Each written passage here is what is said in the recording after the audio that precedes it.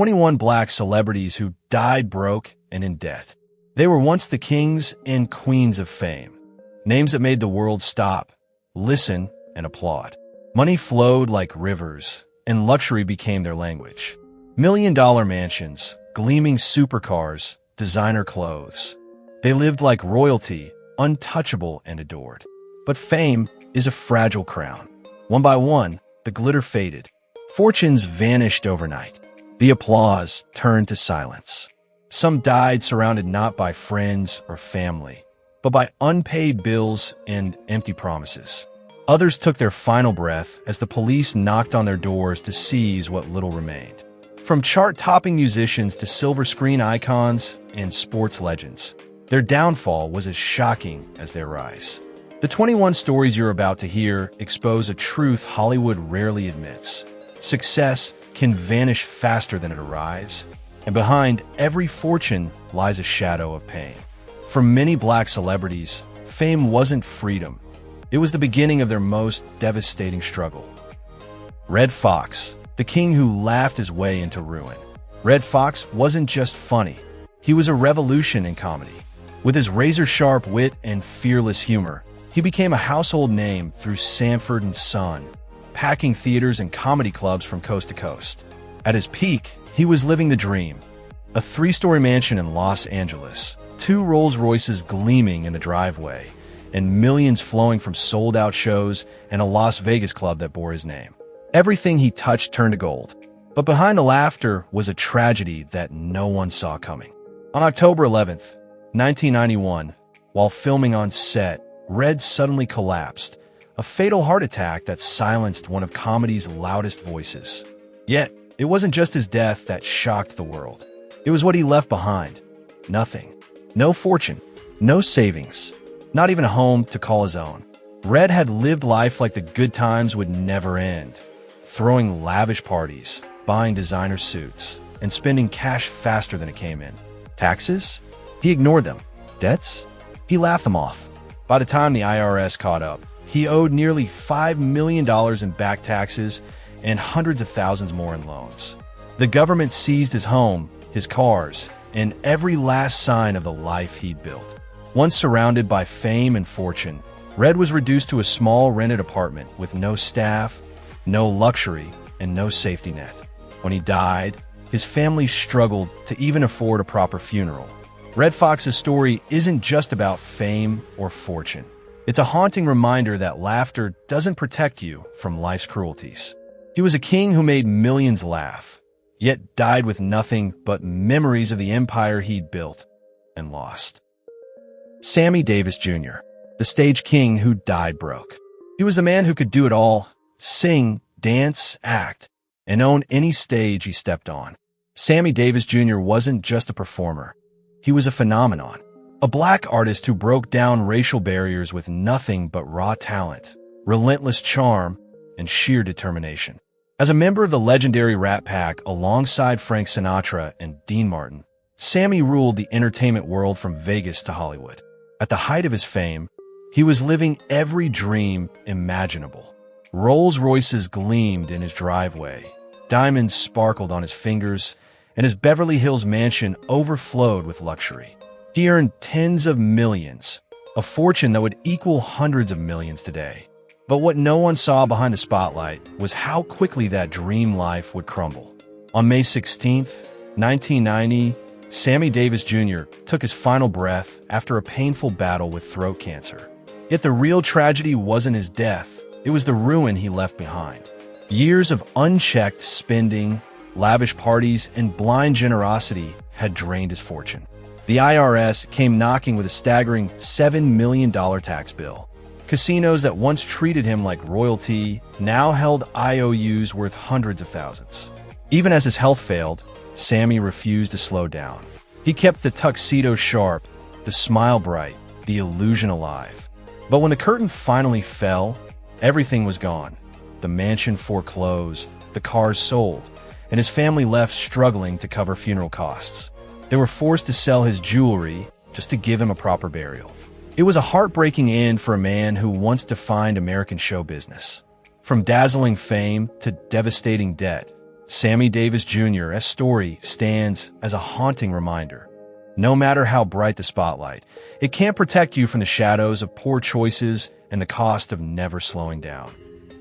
Billie Holiday, the voice that broke hearts, silenced by pain. Her music once stopped time itself. Billie Holiday wasn't just a jazz singer. She was the sound of America's soul. She sold out Carnegie Hall, conquered Europe, and earned what would be millions today. She lived in Manhattan's glow, wrapped in satin gowns and diamonds that caught every light. But when she died, all that glitter had turned to dust. On July 17, 1959, Billie took her final breath in a small New York hospital room. There were no crowds, no applause, only the hum of a monitor and the weight of silver handcuffs chained to her frail wrist. The government had arrested her for drug possession on her deathbed. When nurses gathered her belongings, they found only 70 cents in her bank account and $750 in a folded paper envelope, her last fortune. She died nearly penniless. No home, no car, no family by her side. Everything she once owned, the jewelry, the gowns, the Manhattan apartment, had long vanished. Years of addiction, betrayal, and exploitation by greedy managers drained her life's work. She sang through sickness, borrowing money just to feed her heroin habit. Her debts rose to $50,000, a mountain she could never climb.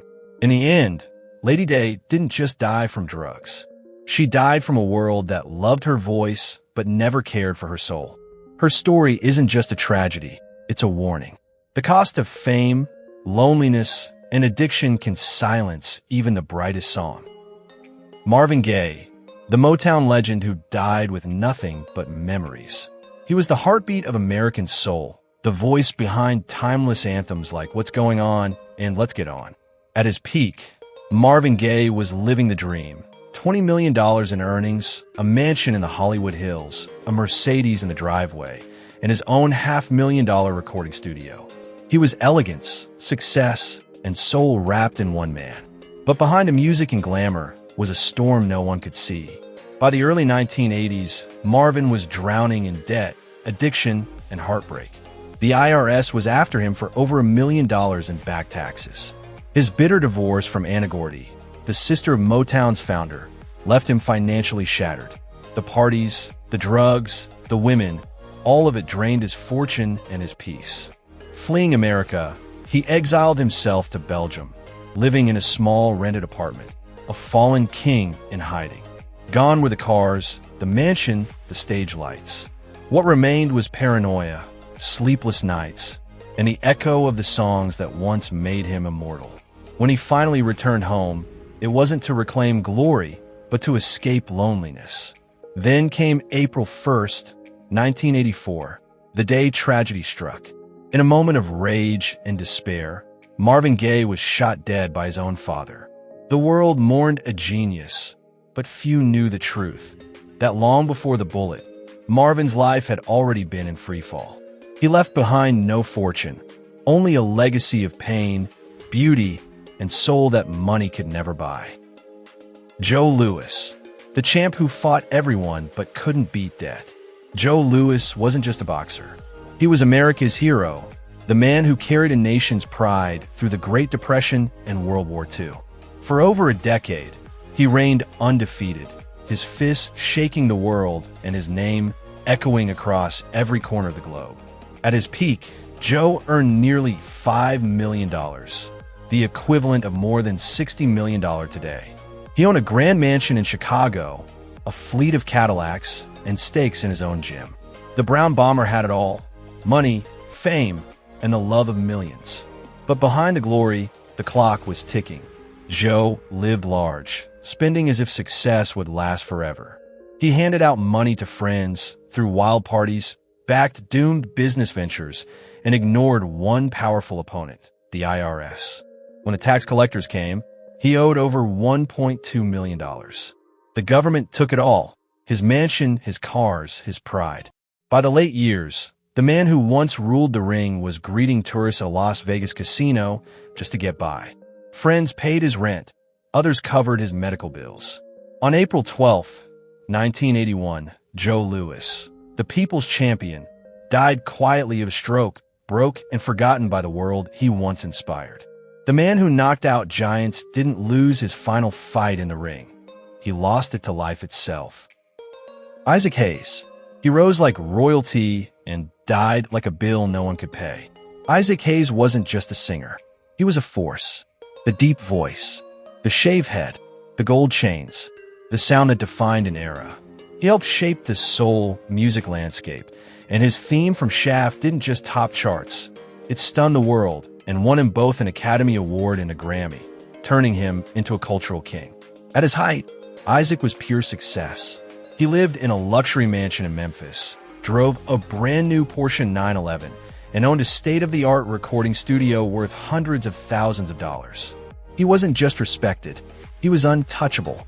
But behind that legendary image, the fall had already started.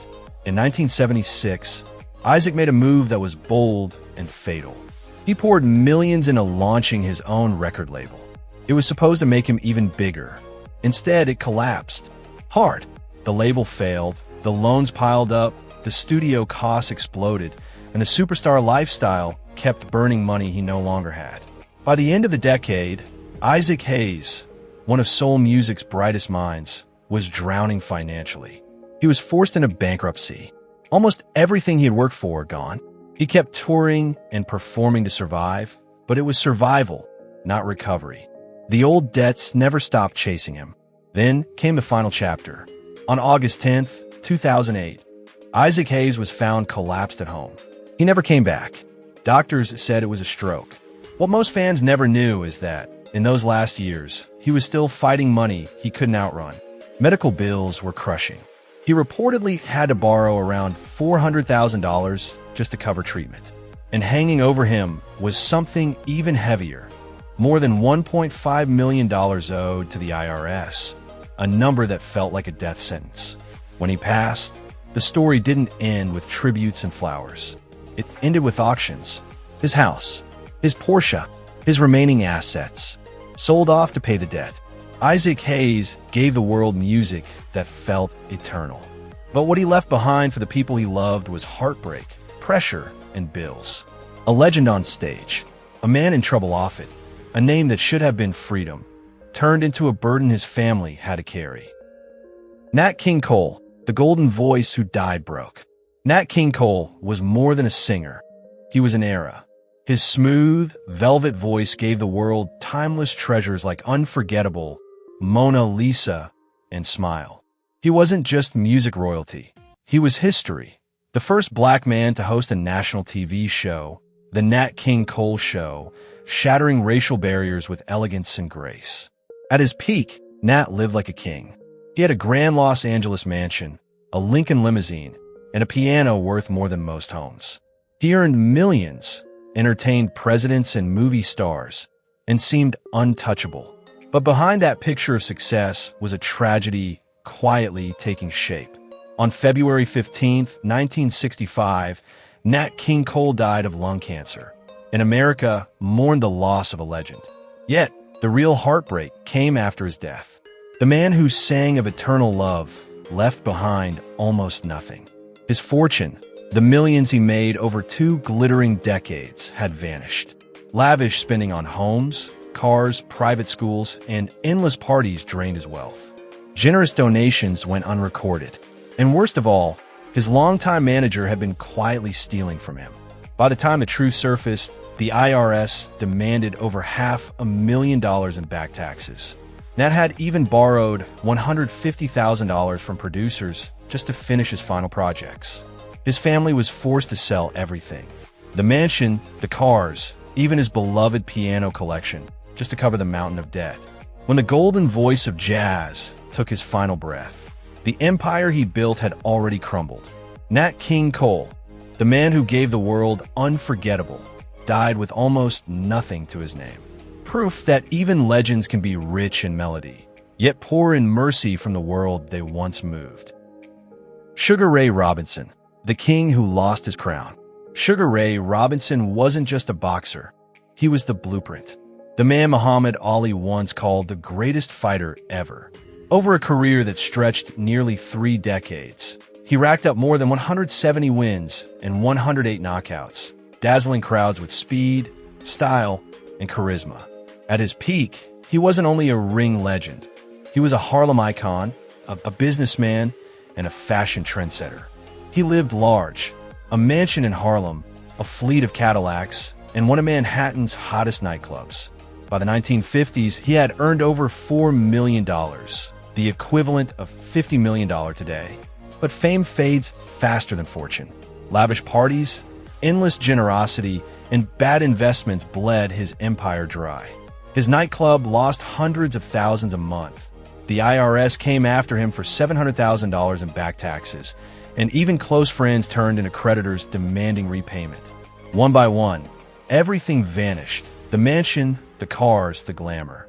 By the late 1980s, the man who once ruled the world now lived quietly in a small Los Angeles apartment, surviving on welfare and fading memories.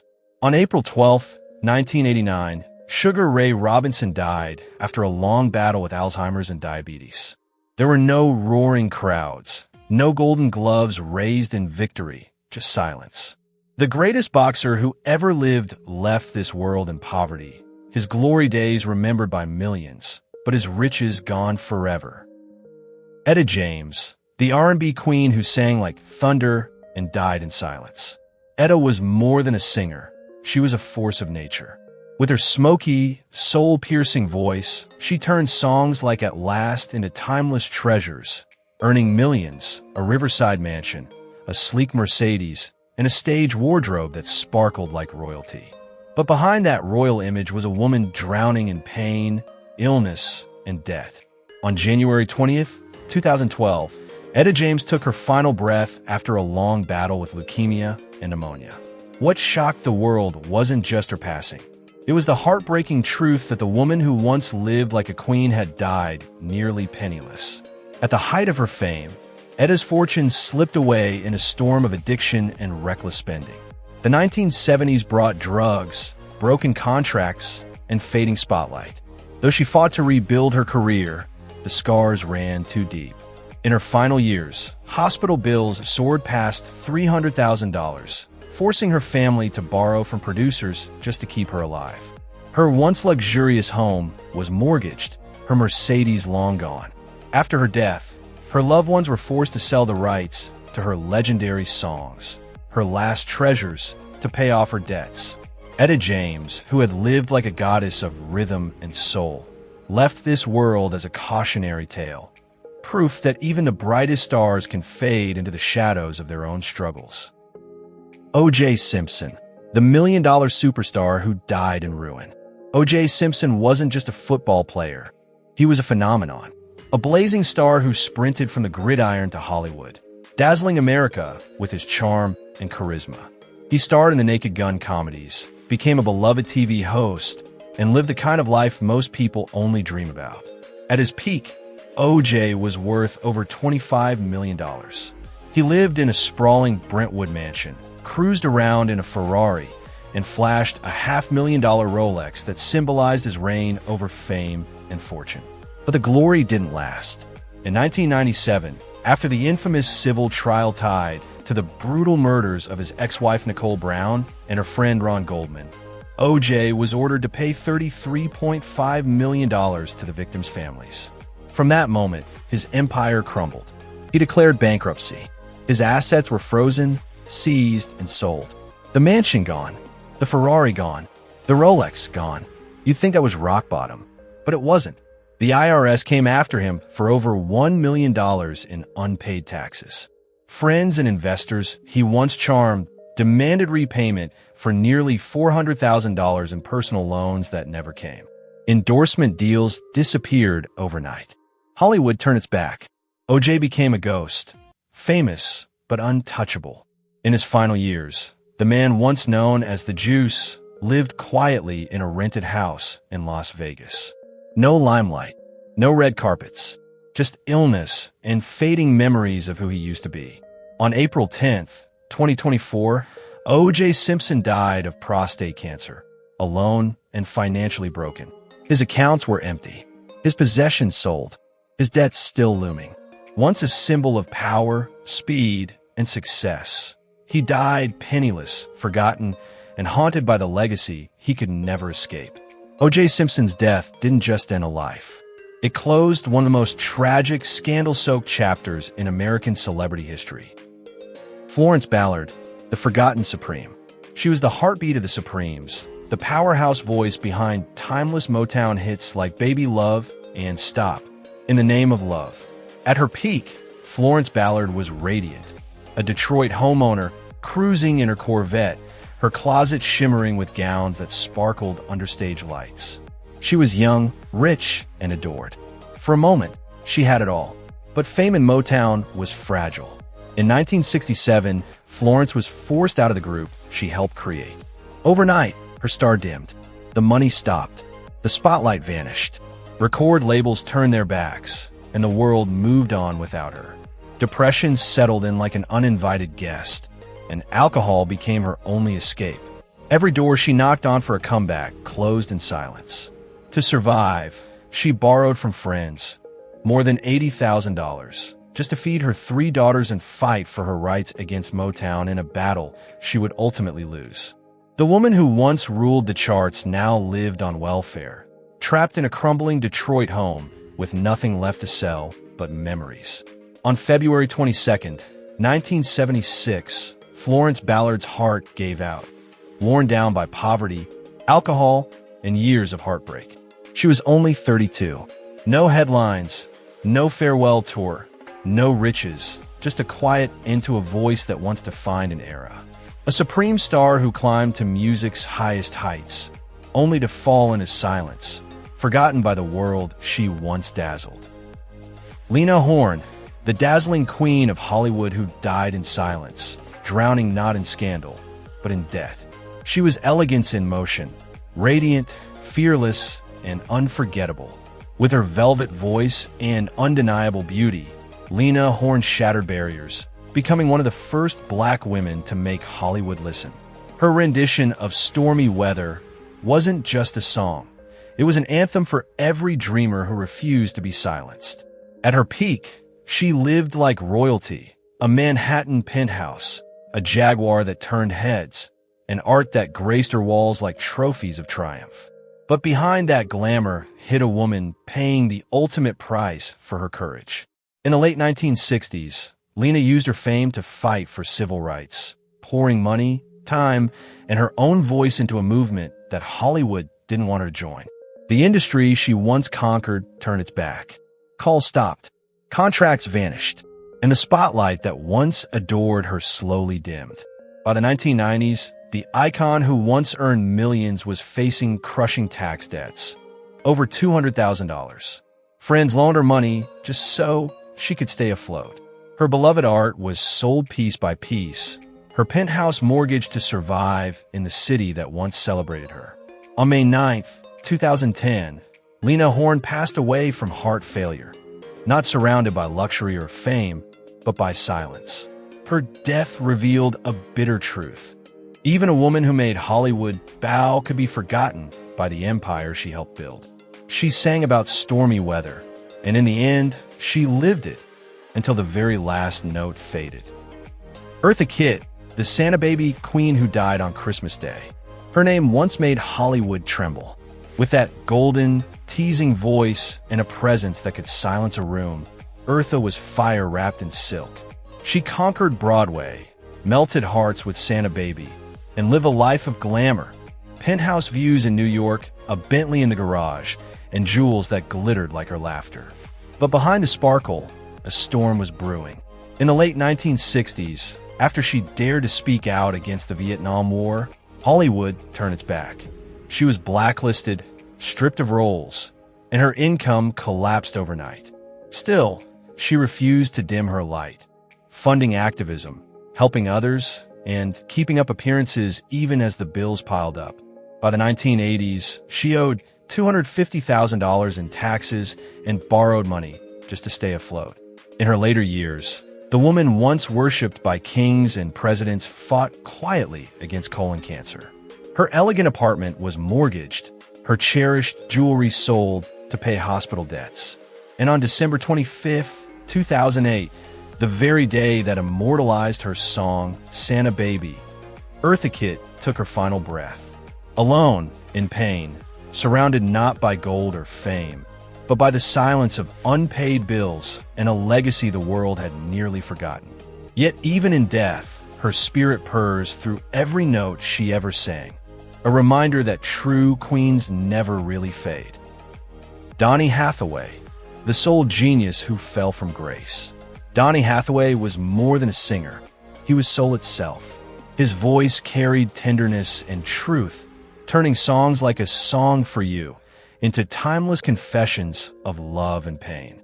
At his peak, he was living every artist's dream, earning millions, driving a Cadillac Eldorado through Chicago, and surrounding himself with a $100,000 collection of instruments, his treasures of sound. But behind a velvet voice was a man fighting invisible demons. Donny battled schizophrenia, a cruel illness that blurred the line between brilliance and torment. He spent everything he had on doctors, treatments, and medication, even on substances that he hoped might reignite his creative spark. Every dollar earned slipped away to medical bills, studio costs, and mounting debts. By the late 1970s, the dream had cracked. His career stalled, his mind unraveled, and his pockets ran dry. He owed producers over $100,000 and borrowed from friends just to survive. Once a celebrated genius, Donny became a man haunted by silence, a soul too fragile for the noise of fame. On January 13th, 1979, the music stopped. Donny Hathaway fell from the 15th floor of New York's Essex House Hotel. Whether it was despair or delusion, no one truly knows. He left behind nothing but his voice, an eternal echo of beauty born from unbearable pain. His assets were sold to pay his debts. His family left with little more than memories, and the world left with an unfillable void where his music once lived. Jackie Wilson, the R&B king who lived like royalty but died broke and forgotten. They called him Mr. Excitement for a reason. Jackie Wilson wasn't just an entertainer. He was electricity in human form. With his fiery voice and magnetic moves, he turned every stage into a storm.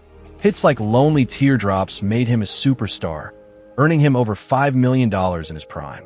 He lived big: Detroit mansion, Lincoln Continental, fine suits, and parties that never ended. But behind the glamour, Jackie's money slipped through his fingers faster than applause faded. Lavish spending, bad deals, and blind trust drained everything he had. Then came the fall. In 1975, while performing on stage, Jackie collapsed from a massive heart attack right in front of his audience. He slipped into a coma and never woke again. For 9 long years, his body lay still, while hospital bills climbed over $200,000 and unpaid taxes piled up to $150,000. His mansion was taken, his fortune gone, and his family left with nothing. On January 21st, 1984, Jackie Wilson took his final breath in a hospital bed, alone, penniless, and forgotten by the industry he helped build. The man who once made millions died, owing more than he ever earned. Even his funeral had to be paid for by loyal fans, the same people who never stopped believing in Mr. Excitement, long after the spotlight faded. Muhammad Ali, the man who floated like a butterfly and stung like a bee, left behind more than just a record of victories. He left a legacy of contradictions. After his death, the world remembered him as a global icon, a 3-time heavyweight champion who electrified boxing rings from the Thriller in Manila to the Rumble in the jungle. At his peak, Ali earned more than $80 million, lived in a grand Chicago mansion, cruised in Rolls Royces, and owned a sprawling $1 million farm in Michigan. But behind the glory, his finances were collapsing. Ali's generosity knew no bounds. He gave freely to friends, strangers, and causes he believed in, without ever counting the cost. He funded civil rights movements, supported communities, and opened his wallet for anyone in need. Unfortunately, not everyone he trusted deserved it. Managers embezzled millions, and reckless spending drained his fortune. By his final years, the once great champion faced over $1 million in tax debt and $500,000 in personal loans. His mansion was sold, his cars and art collections gone, and his beloved farm mortgaged just to stay afloat. On June 3, 2016, Muhammad Ali passed away after a long battle with Parkinson's disease, a warrior silenced not in the ring, but by time itself. The cruelest blow came after his death. His family was left to shoulder unpaid debts, clinging to the fading power of his name to survive. Ali was the greatest, but even legends can fall when the fight moves outside the ring. Jimi Hendrix, the guitar god who burned too bright. Jimi Hendrix wasn't just a rock star. He was a revolution wrapped in rhythm. His fingers danced across the strings like fire and thunder, turning songs like Are You Experienced into immortal anthems. From America to Europe, he conquered every stage, redefining what a guitar could say. At the height of his fame, Jimi was living large, a $10 million fortune, a luxury London apartment, a Corvette Stingray, and a guitar collection worth a small fortune. But behind the wild energy and stage lights, chaos ruled. Money slipped through his hands as fast as he earned it. Drugs, parties, studio sessions that drained his accounts.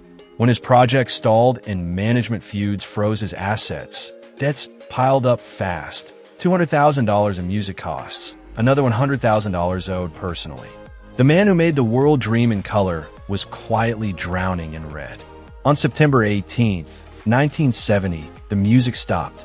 Jimi Hendrix was found dead from a drug overdose, gone at just 27. His death sent shockwaves through the world, but what followed was just as tragic.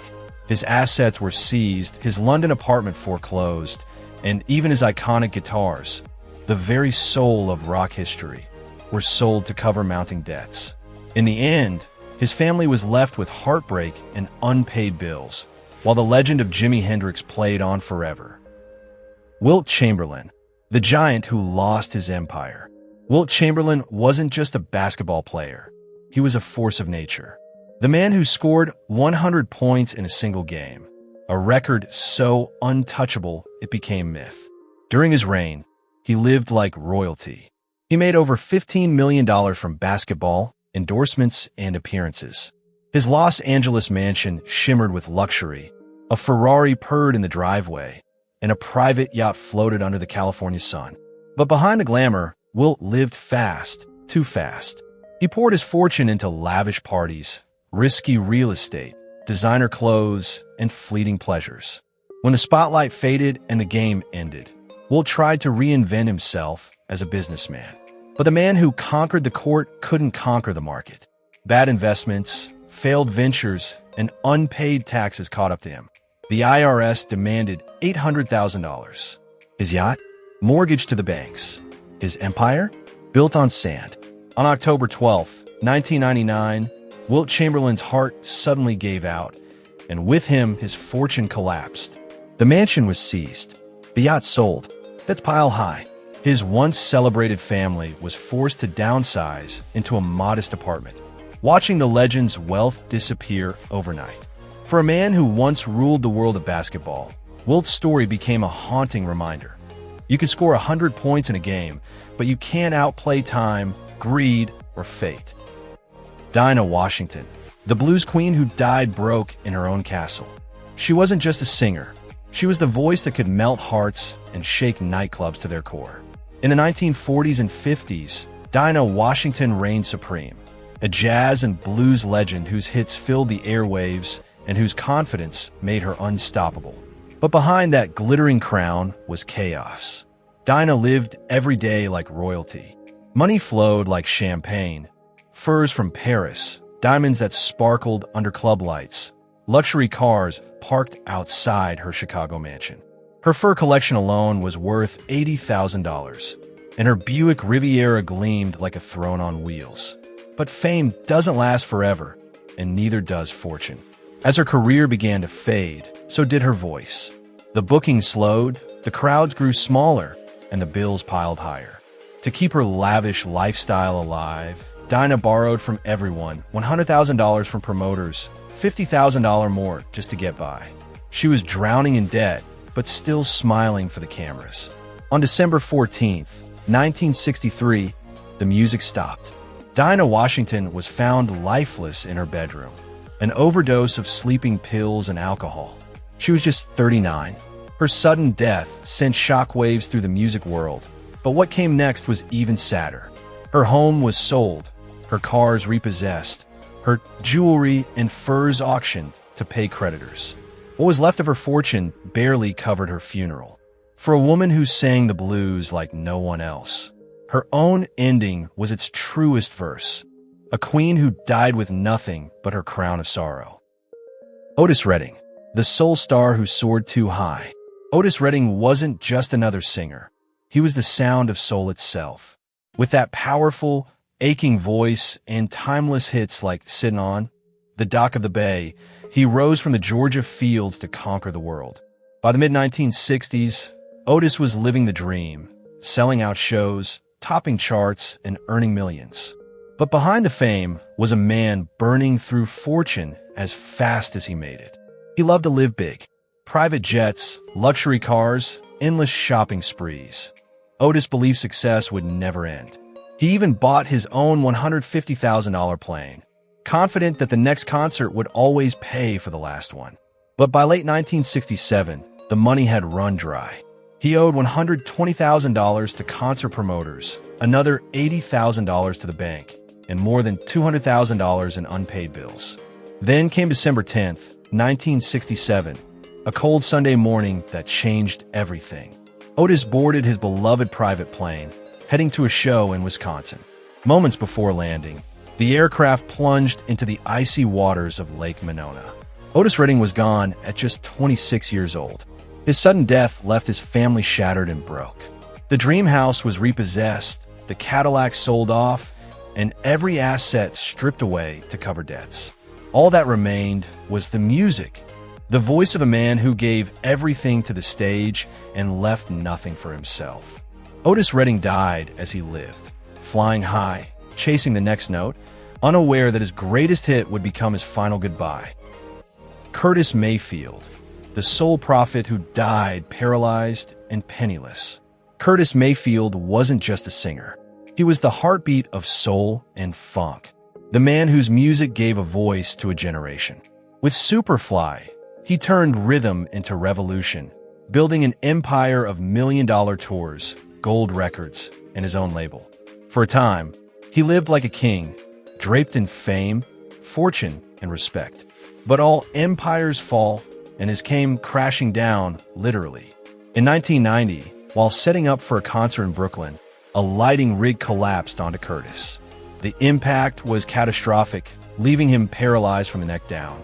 In an instant, the man who once commanded the stage could no longer move, walk, or play his guitar.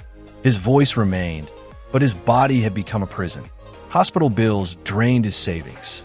The cost of care, more than $250,000, devoured everything he'd earned. Canceled shows, broken contracts, and relentless medical expenses left his family drowning in debt. Even the proud record label he built had to be sold just to survive. When Curtis Mayfield passed away on December 26, 1999, the world mourned a genius. But behind the tributes was a darker truth. His Atlanta home was gone. His fortune vanished. What remained was his music and a haunting lesson about the fragile nature of fame. Curtis Mayfield rose to greatness, inspired millions, and died with nothing but legacy in his hands. A reminder that in Hollywood and in life, glory fades, but truth endures. Whose story moves you the most? Drop your thoughts in the comments. And don't forget to like, share, and subscribe for more untold legends of soul and Hollywood.